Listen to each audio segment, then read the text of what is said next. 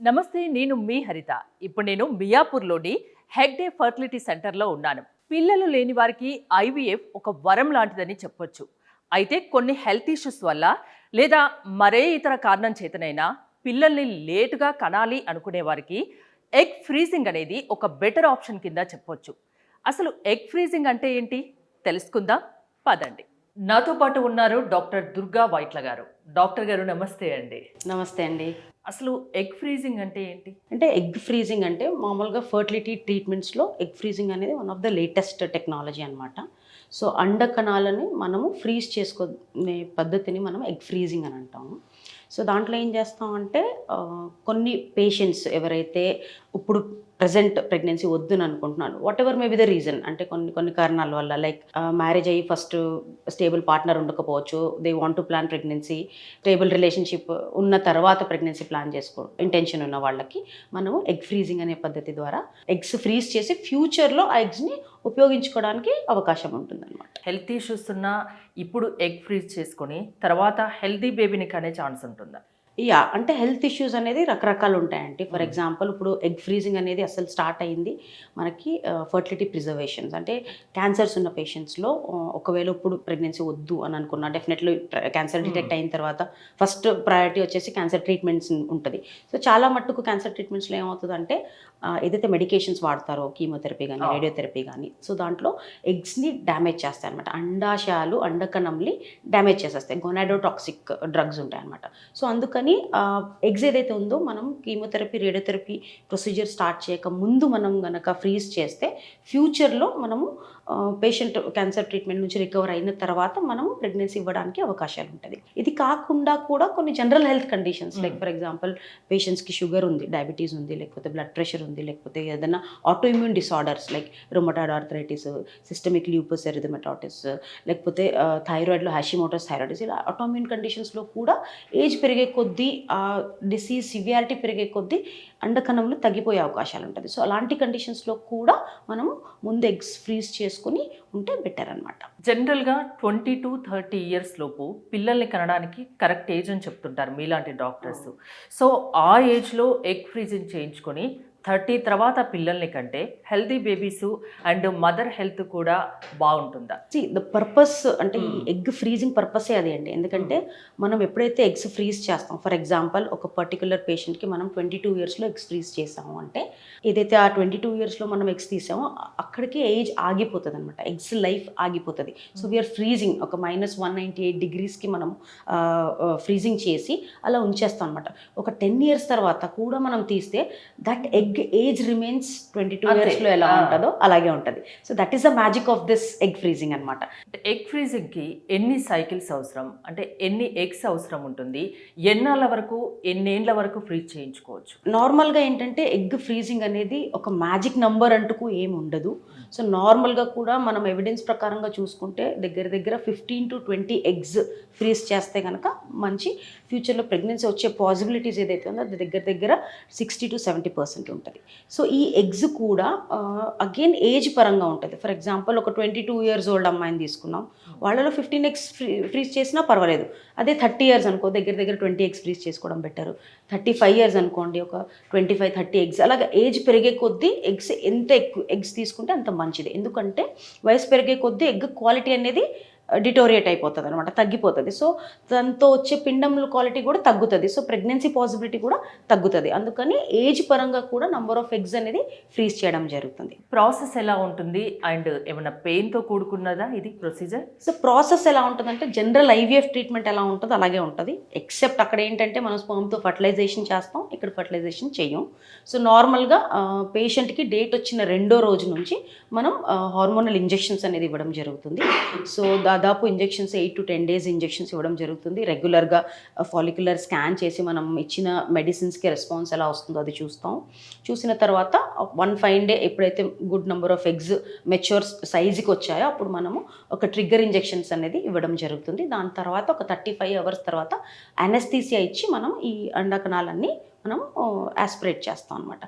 Pain sensitiveness అనేది ఒక్కొక్క పేషెంట్కి ఒక్కొక్కలా ఉంటుంది. సో దాంట్లో 2 భాగాలుగా మనం చూస్తే కనుక ఫస్ట్ ఇంజెక్షన్స్ తీసుకున్నప్పుడు ఏమేమి మనం ఎక్స్పెక్ట్ చేయొచ్చు. ఈ మధ్య కాలంలో నీడిల్స్ అనేది చాలా తిన్నుగా ఉంటున్నాయి. ఒకప్పుడు ఐవీఎఫ్ ఈ స్టిమ్యులేషన్ చేసినప్పుడు నీడిల్స్ అనేది మందంగా ఉండేది, పెయిన్ అనేది ఎక్కువ ఉండేది. ఇప్పుడు కూడా పేషెంట్ సెన్సిటివిటీని బట్టి కొంతమందికి తక్కువ పెయిన్ ఉండొచ్చు, కొంతమందికి కొంచెం మాదిరిగా పెయిన్ ఉంటుంది అనమాట. సో అది కాకుండా ఇంజెక్షన్ సైట్ ఏదైతే ఇస్తామో మనం పొట్ట దగ్గర ఇస్తాం అనమాట, అక్కడ రియాక్షన్ చిన్న చిన్న ఎలర్జీ రియాక్షన్స్, రెడ్నెస్ రావడం, కొంచెం అలా దురద రావడం ఇలాంటివన్నీ ఉంటాయి. ఒకవేళ పేషెంట్ మైండ్ సెట్ చేసుకొని మెంటల్గా ప్రిపేర్ అయిపోయి ఇంజెక్షన్స్ దాన్ని యాక్సెప్ట్ చేసుకోగలిగితే స్టిమ్యులేషన్ పీరియడ్లో పెయిన్ ఏమి ఉండదు. నెక్స్ట్ క్వశ్చన్ వచ్చేసి ఎగ్ తీసే ప్రొసీజర్ పెయిన్ఫుల్ ఉంటుందా అనేది. సో అది మనము యూజువల్గా అనస్థీసియాలో చేస్తాము. ఒక చిన్న ఏ టైంలో ఎగ్ తీస్తారు, ఎలా తీస్తారు అనేది చాలా మందికి ఒక డౌట్, అది క్లారిఫికేషన్. అంటే చెప్పాను కదా, ఓవరాల్గా నంబర్ ఆఫ్ ఎగ్స్ ఏదైతే మనం ఒక ఫర్ ఎగ్జాంపుల్ 20 ఎగ్స్ ఉన్నాయి ఆ పర్టికులర్ పేషెంట్కి, డేట్ వచ్చిన రెండో రోజు మనం ఇచ్చిన స్టిమ్యులేషన్కి ఆ రోజు చిన్న చిన్న ఫాలికల్స్ ఒక 20 ఉన్నాయి. మనం ఇంజెక్షన్స్ ఇచ్చి దాంట్లో అట్లీస్ట్ 80% ఫాలికల్స్ మనకి ఒక మెచ్యూర్ సైజ్ వచ్చిన తర్వాత మనం ఇంజెక్షన్స్, మామూలు ఇంజెక్షన్స్, ట్రిగర్ ఇంజెక్షన్స్ ఇవ్వడం జరుగుతుంది. ఆ తర్వాత 35 hours తర్వాత మనం ఎగ్స్ అనేది తీయడం జరుగుతుంది. అది అనస్థీసియాలో, షార్ట్ జనరల్ అనస్థీసియాలో తీస్తాం. పేషెంట్కి అసలు ఏమీ తెలియదు అనమాట. అదే అల్ట్రాసౌండ్ గైడ్లో ఒక నీడిల్ అటాచ్ చేసి సక్షన్ ఎవాక్యుయేషన్ చేస్తాం. వజైనల్ దీంట్లో ప్రోబ్ పెట్టి, స్కాన్ ప్రోబ్ పెట్టి తీసేస్తాం అనమాట. ఆ తర్వాత రికవరీ అయిపోతుంది అనస్థీసియా నుంచి. విదిన్ హాఫ్ అన్ అవర్ 1 hourలో రికవరీ అయిపోతుంది అనస్థీసియా నుంచి. ఒక 2 hours అబ్జర్వేషన్ అలా పంపించేసి బై 1 o'clock 2 o'clock పేషెంట్ని డిశ్చార్జ్ కూడా చేస్తాం. అంటే day care procedure. It's day care procedure. అంటే ఫ్యూచర్లో హెల్తీ బేబీ కావాలనుకుంటే, వాళ్ళు ఎప్పుడు కావాలంటే అప్పుడు పిల్లల్ని కనాలనుకుంటే, న్యూలీ కపుల్ రావచ్చు అండ్ పెళ్లి కాకుండా రావచ్చు, వాళ్ళు ఎప్పుడు కావాలంటే అప్పుడు పిల్లల్ని కనవచ్చు. అవును, అప్పుడు వాళ్ళు హెల్తీ బేబీ వస్తుంది. ఏదైనా ప్రాబ్లమ్స్ ఏమైనా ఉంటాయా? నార్మల్ హెల్తీ బేబీస్ అని అంటే నార్మల్గా ఇప్పుడు మనకు ఫర్టిలిటీలో ఐవీఎఫ్ ఉంటుంది. ఐవీఎఫ్ ట్రీట్మెంట్లో ఎన్నో మిలియన్స్ ఆఫ్ బేబీస్ ఇప్పుడు వరకు మనము, మీకు తెలిసింది, అందులో హెగ్డే గురించి చెప్పడం అవసరం లేదు, టాప్ పొజిషన్ లో ఉంది. సో ఈ దీంట్లో కూడా అబ్నార్మల్ బేబీస్ అనేది ఏమి ఉండదు. నార్మల్ బ్యాక్గ్రౌండ్ పాపులేషన్ ఎంత ఉందో దానంతనే ఉంటుంది అనమాట. So IVF technique related issues అనేది ఏమీ లేవు. అండ్ స్పర్మ్ ఫ్రీజింగ్ ఇందాక నేను చెప్పినట్టు, క్యాన్సర్ పేషెంట్స్ ఉన్నా లేకపోతే ఉన్నా ముందే స్పర్మ్ ఫ్రీజ్ చేసుకొని తర్వాత థా చేసుకుంటాం. అది కాకుండా ఇప్పుడు మనకు ఐవీఎఫ్ ట్రీట్మెంట్, జనరల్గా ఐవీఎఫ్ ట్రీట్మెంట్ తీసుకున్నప్పుడు మేల్ పార్ట్నర్ యూఎస్లోనే ఎక్కడో ఉంటారు, ఇద్దరు కపుల్స్ వస్తారు, బట్ హస్బెండ్కి ఎక్కువ రోజులు ఉండడానికి వీలు అవ్వదు, వైఫ్ ఒకళ్ళే ఇక్కడ ఉంటారు. స్పర్మ్స్ ఫ్రీజ్ చేసేసుకుని నార్మల్ బేసిక్ కన్సెంట్స్ అవన్నీ ఏమున్నాయి అవన్నీ తీసేసుకుని హస్బెండ్ వెళ్ళిపోతారు, వైఫ్కి మనం ఐవీఎఫ్ చేస్తాం ఆ ఫ్రోజన్ స్పర్మ్స్తో. సో ఆ ప్రకారంగా కూడా మనం స్పర్మ్ ఫ్రీజింగ్ అనేది ఉపయోగించుకోవచ్చు. సో దీంట్లో almost sperm freezing, egg freezing, embryo freezing, there proven and మంచి రిజల్ట్స్ ఉంటాయి అన్నమాట. నార్మల్గా గర్భం దాల్చడానికి ఎగ్ ఫ్రీజింగ్ వల్ల అండ్ ఐవీఎఫ్ వల్ల, మీరు ఇప్పుడు చెప్పిన ఇంకా మిగతా ఆప్షన్స్ వల్ల గర్భం దాల్చడానికి ఏదైనా తేడా ఉంటుందా? న్యాచురల్ ప్రెగ్నెన్సీకి ఫర్టిలిటీ ట్రీట్మెంట్స్లో ఫస్ట్ 12 weeks అంటే ఫస్ట్ ట్రైమెస్టర్, ఫస్ట్ 3 నెలలలో మనం కొన్ని మెడికేషన్స్ అనేది, హార్మోనల్ సపోర్ట్స్ అనేది ఇవ్వడం జరుగుతుంది అనమాట బయట నుంచి. ఆ తర్వాత ఒక్కసారి 13 weeks, 12 weeks, 13 weeks క్రాస్ అయిన తర్వాత నార్మల్ ప్రెగ్నెన్సీకి ఐవీఎఫ్ ప్రెగ్నెన్సీకి పెద్దగా తేడా ఏం లేదు. మేనేజ్మెంట్ రిమైన్స్ ద సేమ్, వాళ్ళ ఫైనల్ డెలివరీ అంతా కూడా సేమ్. సో ఫ్యూచర్లో ఇప్పుడు పిల్లలు వద్దు ఇంకా తర్వాత కందాం అనుకుంటే ఈ ఎగ్ ఫ్రీజింగ్ అనేది చాలా చాలా బెటర్ ఆప్షన్ కింద చెప్తారు. Yes, definitely. ఎలాంటి వాళ్ళు మీ దగ్గరికి రావచ్చు? ఒకటి, వాట్ ఎవర్ రీజన్స్కి మ్యారేజ్ అవ్వకపోయినా, లేకపోతే ఇప్పుడే చేసుకోకూడదు, మ్యారేజ్ కొన్ని కెరియర్లో సెట్ అయిన తర్వాత చేసుకుందాం అనుకున్నా, ఆల్రెడీ పెళ్ళైపోయి but they don't want present pregnancy, అక్కడ ఎంబ్రియో ఫ్రీజింగ్ చేసుకోవచ్చు. క్యాన్సర్ ప్రాబ్లమ్స్ ఏమన్నా ఉన్నా అలాంటి వాళ్ళకి చేసుకోవచ్చు. సో దీంట్లో ఏంటి అంటే, ఒకటి క్యాన్సర్ గురించి నేను స్పెసిఫిక్గా చెప్పాలనుకుంటున్నాను. నార్మల్గా ఏమవుతుందంటే when person is diagnosed with cancer, so first మనకి ఒక ఫ్యామిలీలో it's a tragic thing, right? Cancer థింగ్ని డైజెస్ట్ చేసుకోవడానికి, వాటికి అయ్యే ఎక్స్పెన్సెస్ని జీర్ణించుకోవడానికే టైం పడుతుంది, మెంటలీ బాగా బ్రోకన్ డౌన్ అయిపోతారు. బట్ అప్పుడు మనము ఈ ఫర్టిలిటీ గురించి చెప్పిన వాళ్ళకి పెద్దగా వాళ్ళకి they don't think in angle, ఈ యాంగిల్లో వాళ్ళు ఎక్కువగా ఆలోచించరు. బట్ ఎస్, చాలా మంది ఆ టైంలో ఆలోచించరు. ఎందుకంటే వాళ్ళ ఫస్ట్ ప్రయారిటీ ట్రీట్మెంట్స్, వాళ్ళకి అరేంజ్మెంట్ చేసుకోవడానికి, ఫైనాన్సెస్ అరేంజ్మెంట్ చేసుకోవడానికి, మెంటల్గా ప్రిపేర్ అవ్వడానికి అక్కడే ఎక్కువ టైం అయిపోతుంది. బట్ లేటర్ ఒక 3 years 2 years తర్వాత వస్తున్నారు మా దగ్గరికి. అప్పుడు వచ్చినా పెద్దగా మేము చేసేది ఏమి ఉండదు. అప్పుడు మళ్ళీ వాళ్ళ ఎగ్స్ అనేది చాలా మట్టుకు డ్యామేజ్ అయిపోతాయి కీమోథెరపీ, రేడియోథెరపీతో. సో అప్పుడు మళ్ళీ డోనర్ ఎగ్స్ ఆప్షన్స్కి వెళ్ళాల్సి వస్తుంది. సో అలాంటి కండిషన్స్ వాళ్ళకి డెఫినెట్లీ ఇది ఒక మంచి ఆప్షన్ అనే చెప్పొచ్చు. అది కాకుండా ఎండోమెట్రియోసిస్ పేషెంట్స్, కొంతమందికి పీరియడ్స్లో చాలా సివియర్ పెయిన్ ఉంటుంది. అది మెనార్కీ అంటే ఫస్ట్ పెద్ద మనిషి అయినప్పటి నుంచి కూడా పెయిన్ వస్తూ ఉంటుంది. అది కొంచెం పేరెంట్స్ గమనించుకొని ఆ కండిషన్ ఏమన్నా ఓవరీని బాగా డ్యామేజ్ చేసేస్తుందా, ఎగ్స్ని బాగా తగ్గించేస్తుందా, అవి మధ్య మధ్యలో స్కాన్లు చేయించుకొని చూడొచ్చు. అది కాకుండా ఒక కపుల్ మ్యారేజ్ అయ్యింది, సో ఓకే 25 yearsలోనే పెళ్ళయింది అనుకోండి, చాలా ఏమనుకుంటారు ఇప్పుడే కదా పెళ్ళయింది అనుకుంటారు. అవును. But what I would suggest as a fertility specialist, because మేము ఎన్నో పేషెంట్స్ని చూస్తుంటాం. ఫస్ట్ ప్రెగ్నెన్సీ ప్లానింగ్ లేకపోయినా పర్వాలేదు, ఒక్క ఫర్టిలిటీ కన్సల్టెంట్ దగ్గరికి వెళ్ళండి, మీ బేసిక్ ఫర్టిలిటీ ప్రొఫైల్ చెక్ చేయించుకోండి. అండకణాల కౌంట్ బాగుందా, గర్భాశయం బాగుందా, వీర్యకణాల కౌంట్ బాగుందా, ఇవన్నీ బాగుంది అనుకోండి, తీసుకోండి టైం 1 year 2 years. అప్పుడు అవ్వకపోతే దెన్ యూ కెన్ కన్సల్ట్. ఇబ్బందులు ఏమన్నా ఉంటే at least you can act before, అంతే కదా. తర్వాత డ్యామేజ్ అయిపోయిన తర్వాత మనం రెట్రోస్పెక్టివ్గా మనం ఆలోచించి బాధపడేదానికన్నా ముందు ఒక ఇది తీసుకోవడం అనేది చాలా ఇంపార్టెంట్. అంటే మన పెద్దవాళ్ళు చెప్తుంటారు, ఏ వయసులో జరగాల్సిన ముచ్చట ఆ వయసులో జరగాలి, పిల్లలు కూడా ఆ వయసులోనే ఎంగేజ్లోనే కనాలి అని.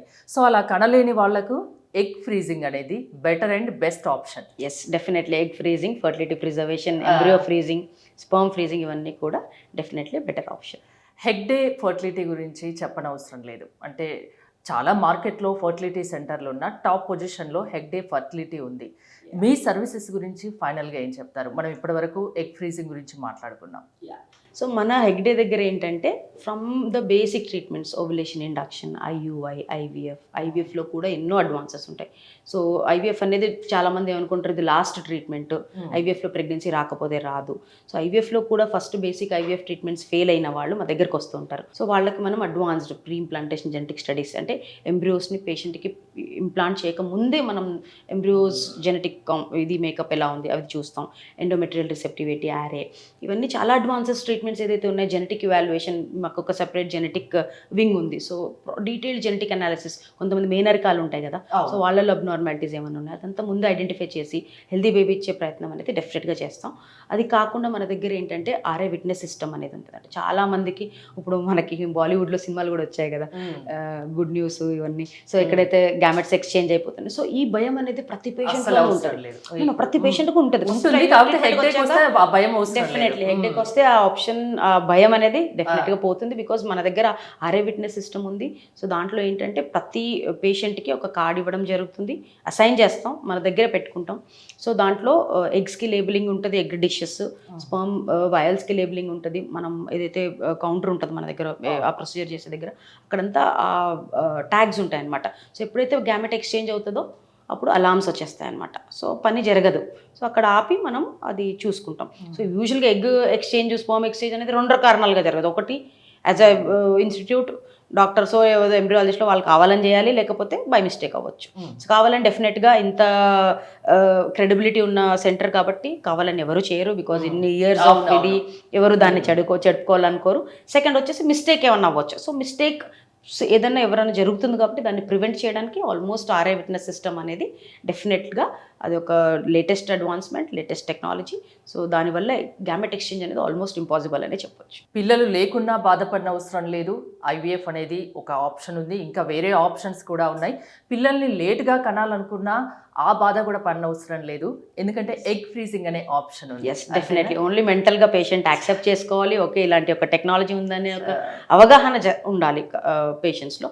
సో దాన్ని బట్టి they can very well plan their future fertility. Thank you doctor Durga Vaitla గారు, చాలా చాలా డీటెయిల్డ్గా వ్యూవర్స్కి అర్థమయ్యే రకంగా బాగా చెప్పారు. నాకు వేరే క్వశ్చన్స్ లేవు, అన్ని ఆన్సర్స్ వచ్చేస్తాయి. Thank you so much. మీరు కనుక హెగ్డే ఫర్టిలిటీ సెంటర్ని సంప్రదించాలి అనుకుంటే స్క్రీన్ పై స్క్రోల్ అవుతున్న నెంబర్స్కి కాల్ చేసి కాంటాక్ట్ అవ్వండి. చూస్తూనే ఉండండి సుమన్ టీవీ.